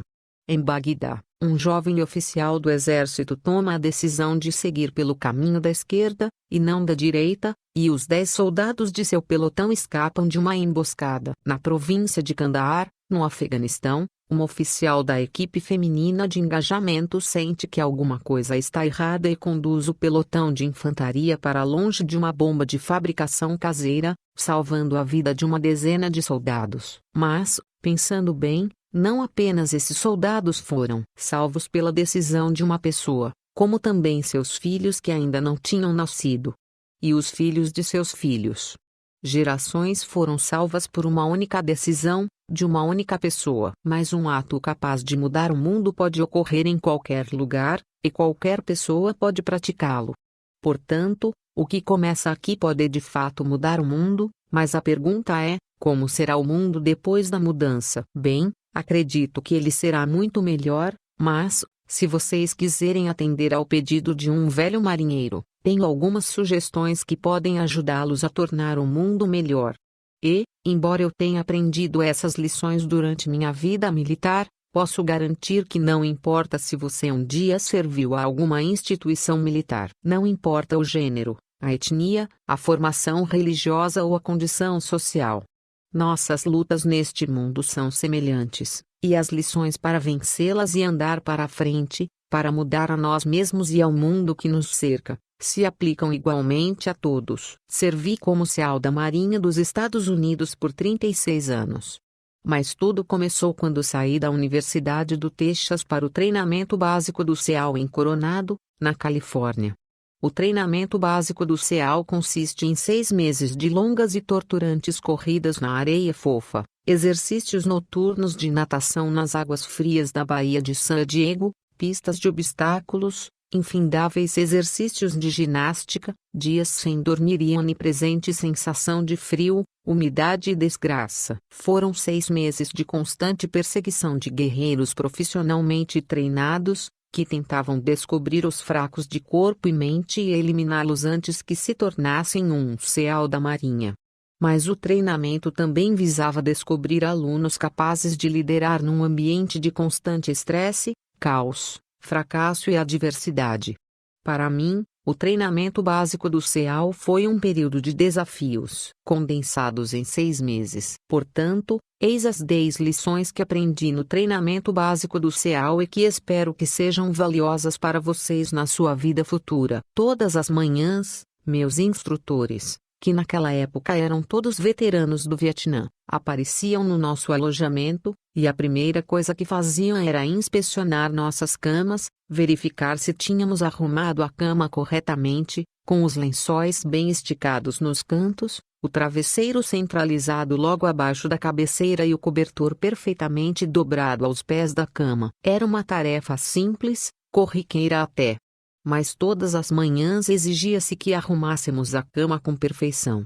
Na época, isso me parecia um tanto ridículo, ainda mais para jovens que aspiravam tornar-se verdadeiros guerreiros, CEALs fortalecidos em batalha. Mas, ao longo dos anos, a sabedoria desse simples ato acabou se revelando para mim. Se você arrumar a cama todas as manhãs, terá realizado a primeira tarefa do dia. Isso lhe dará um sentimento de orgulho, mesmo que pequeno, e irá encorajá-lo a assumir outra tarefa, e outra e mais outra. No fim do dia, essa primeira tarefa realizada terá se transformado em muitas outras tarefas realizadas. Além disso, arrumar a cama reforça a ideia de que as pequenas coisas da vida são importantes. Se alguém não consegue realizar as pequenas coisas, nunca fará direito às grandes coisas. E, se por acaso você tiver um dia infeliz, voltará para casa e encontrará a cama arrumada, que você arrumou traço, e ela lhe dará um incentivo de que o amanhã será melhor. Se você quer mudar o mundo, comece arrumando a sua cama. Durante o treinamento do CEAL, os alunos se dividem em equipes de remo. Cada tripulação é composta de 7 alunos, 3 de cada lado de um pequeno bote de borracha e um timoneiro. Todos os dias, cada tripulação se alinhava na praia e era instruída a ultrapassar a arrebentação e remar vários quilômetros ao longo da costa. No inverno, as ondas em San Diego podem chegar a 3 metros de altura, o que tornava muito difícil atravessar a arrebentação remando, a menos que todos se empenhassem com todas as forças. Cada remada precisava estar sincronizada com a contagem do timoneiro. Todos deviam exercer a mesma força ou o bote emborcaria e seria arremessado bruscamente de volta à praia. Para que o bote chegasse a seu destino, todos deviam remar. Você não pode mudar o mundo sozinho. Vai precisar de ajuda e, para chegar ao destino, precisará de amigos, de colegas, da boa vontade de estranhos e de um bom timoneiro para guiá-los. Se você quer mudar o mundo, encontre alguém que o ajude a remar. Depois de algumas semanas de treinamento, minha classe, que começara com 150 homens, estava reduzida a apenas 42. Eram 6 equipes de 7 homens em cada bote. Eu estava no bote que levava os alunos mais altos, mas a melhor tripulação era a dos baixinhos, a tripulação dos gnomos, como a chamávamos.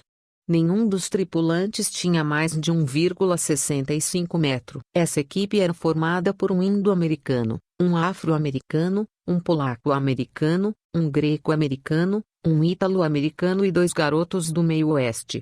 Eles corriam, remavam e nadavam mais rápido do que todos os outros. Os grandalhões das outras tripulações viviam fazendo piadas sobre as nadadeirinhas que os gnomos calçavam em seus pezinhos antes de cada exercício de natação. Mas aqueles baixinhos, vindos de cantos diferentes do país e do mundo, sempre riam por último, mostrando que podiam nadar mais rápido que qualquer um e chegar à praia antes de todos nós. O treinamento do SEAL é um grande equalizador. Tudo o que importa é a vontade de vencer, e não a cor, a etnia, a educação ou a classe social. Se você quer mudar o mundo, avalie as pessoas pelo tamanho do coração. Várias vezes por mês, os instrutores alinhavam a classe e inspecionavam os uniformes. Era uma inspeção meticulosa e cabal. O kepi tinha que estar perfeitamente engomado, o uniforme, imaculadamente passado e a fivela do cinto, brilhante e sem uma mancha sequer. Porém parecia que, por mais que nos esforçássemos para engomar o kepi, passar o uniforme ou polir a fivela, nunca atingíamos a perfeição. Os instrutores sempre encontravam algo errado. Ao não ser aprovado na inspeção do uniforme, o aluno tinha que se atirar, totalmente vestido, zona de arrebentação e depois, molhado da cabeça aos pés, rolar na praia até que cada pedaço do seu corpo estivesse coberto de areia. O efeito era chamado de empanado de areia.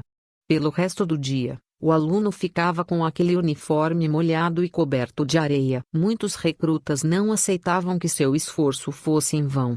Que, por mais que tentassem deixar o uniforme impecável, nunca eram reconhecidos. Esses não sobreviviam ao treinamento. Não entendiam seu propósito. Você nunca vai vencer. Você nunca vai ter um uniforme perfeito. Às vezes, por mais que você se prepare ou por melhor que seja seu desempenho, você vai acabar como um empanado de areia. Assim é a vida. Se você quer mudar o mundo, deixe de ser um injustiçado e siga em frente. Todos os dias, durante o treinamento, éramos desafiados com muitos exercícios físicos, longas corridas, intermináveis atividades de natação, pistas de obstáculos e horas de ginástica, algo concebido para testar nossa determinação. Cada exercício tinha suas metas, tempos que precisávamos atingir. Quem não conseguisse satisfazer esses padrões era inscrito numa lista e, no fim do dia, convidado ao circo. O circo significava mais 2 horas de exercícios destinados a nos esgotar, a quebrar nossa moral, a nos fazer desistir. O circo significava que, naquele dia, você não tinha cumprido as metas. O circo significava mais cansaço, e mais cansaço significava que o dia seguinte seria mais difícil e que mais circos provavelmente viriam. Mas, a certa altura do treinamento, todos, acabavam na lista do circo. E uma coisa interessante acontecia para aqueles que estavam constantemente na lista. Com o tempo, esses alunos, que tinham feito 2 horas extras de ginástica, ficavam cada vez mais fortes. O sofrimento do circo forjava uma força interior, construía uma maior resistência física. A vida está cheia de circos. Você vai fracassar. Provavelmente você vai fracassar com frequência.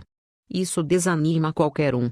Às vezes, isso vai testá-lo na essência de seu ser. Se você quer mudar o mundo, não tenha medo do circo. Pelo menos 2 vezes por semana, tínhamos que percorrer a pista de obstáculos. Eram 25 obstáculos, incluindo um muro de 3 metros, uma escada de corda de quase 10 metros, uma cerca de arame farpado, para citar apenas alguns. Mas o obstáculo mais difícil era o deslizar pela vida.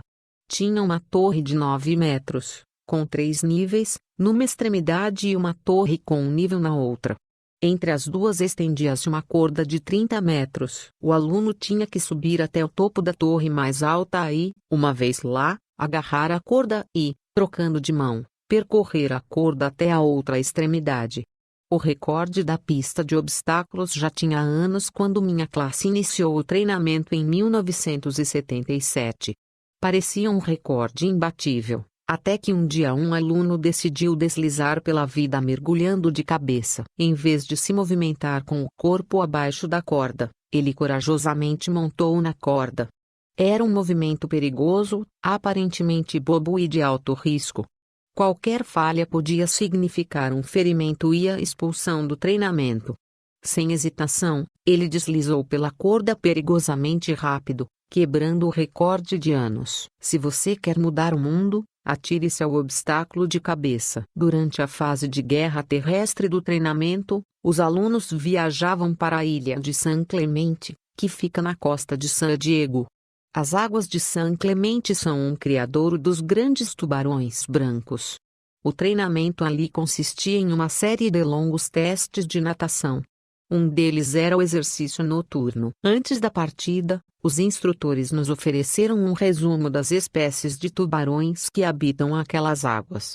Mas nos garantiram que nenhum aluno jamais fora devorado por um tubarão, pelo menos não recentemente. Mas também ficamos sabendo que, se um tubarão começasse a nos rondar, devíamos manter nossa posição. Nada de nadar para longe. Nada de mostrar medo. E se, faminto por um lanchinho da meia-noite, um tubarão se lançasse na nossa direção, devíamos reunir todas as nossas forças e acertar-lhe um soco no focinho. Isso faria dar meia volta e se afastar. Há muitos tubarões no mundo. Se você pretende continuar nadando, terá que enfrentá-los. Se você quer mudar o mundo, não fuja dos tubarões. Uma de nossas tarefas como SEALs da Marinha era realizar ataques submarinos contra navios inimigos. Praticamos essa técnica extensivamente durante o treinamento básico.